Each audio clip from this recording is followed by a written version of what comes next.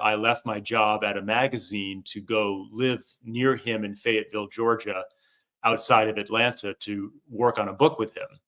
And, I was made aware of how fascinating his life was, even beyond pro wrestling. And I just thought it would be an amazing story. Unfortunately, this is 2005. This is right in the middle of when he was in serious, the serious grip of addiction to hard drugs. And his oldest daughter had been murdered a couple of years prior. So the whole project just wasn't meant to be. He was too hard to work with. Do you have any stories about experiencing that sadly addictive side of the Iron Sheik? Because there's so many videos from that, I guess 2005 to 2009-ish time frame where he's acting very wacky and some people don't know if he's working it or not.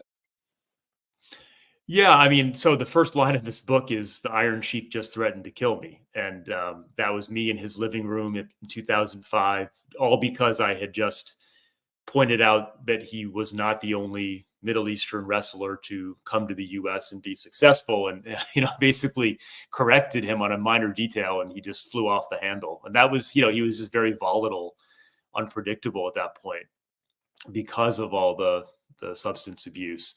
So there were a lot of days like that. I mean, the as you said, the character that we saw on the Howard Stern show and in all those shoot interviews, knowing him well as I did behind the scenes, and much later having seen him again on the road trip for this book, I feel pretty confident in saying that pretty much was a work. I mean, he was in the spotlight again. He was getting people to kind of wind him up and wanted him to entertain them. And so I think that, yeah, that was him really just kind of giving what he thought that people wanted, and kind of going crazy with this character that he had reinvented himself as.